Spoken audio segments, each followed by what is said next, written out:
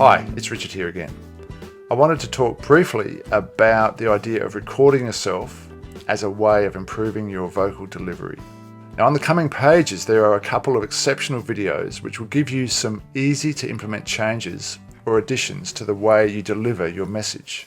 The reality is that many teachers are using vocal attributes that cause them to have a lack of power in the classroom. And the tragedy is that most of those teachers have no idea that the vocal attributes that they use, that they just naturally use, are disempowering.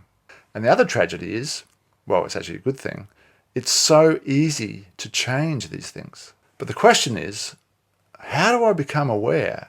If I'm a teacher using vocal attributes that are disempowering, how do I become aware that that's the case? Or you could have someone observe you, but are they aware of vocal attributes? There's an easy answer to this question. Simply follow the tutorials in this section and action them. So taking action on this information could literally change your life, not only your teaching life, but your life outside of teaching, because your confidence will grow and so will your sense of empowerment. This especially is the case if you're on the shy type or you don't feel like one of those very in control kind of people. So this video is simply just to give you some perspective around this idea of recording yourself. And the video is in addition to the information on this page. So you still need to read closely the information on the page, but I'm just giving you some perspective.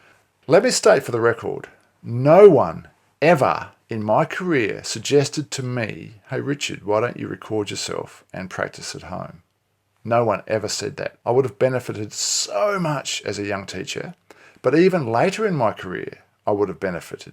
I didn't know I had things to improve, even later in my career.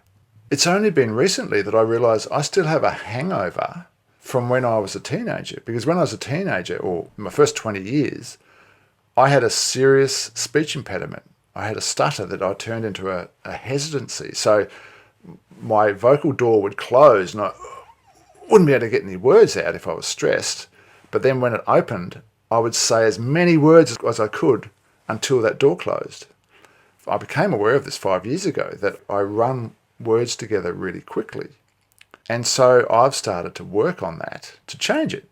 So I'm using this process myself. So I've been taking walks in the park with my recorder and just working through a section that I've planned, and I'm recording myself and I'm hearing it back and going, oh, actually, I'm still running words together there and I could change this. So I'm getting feedback from recording myself. So my message is, if it's good enough for an old fellow like me who's been teaching for 20 plus years and who's a professional, if it's good enough for me, then it's certainly good enough for someone starting out their teaching career.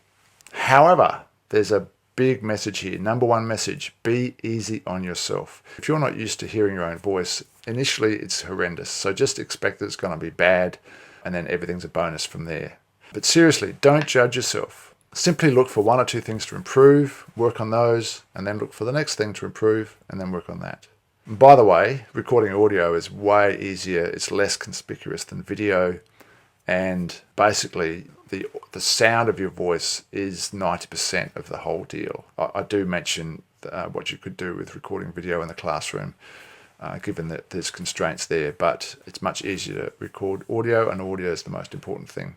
So that's it. Thanks for listening to that message. I hope you got something out of it. Absorb this information on this page. There's probably no teacher anywhere that couldn't benefit from a bit of this practice, and most teachers could benefit enormously from these practices. So enjoy them and embrace them and have fun with it. And be easy on yourself. No judgments. Thanks again. I'll see you on the next one.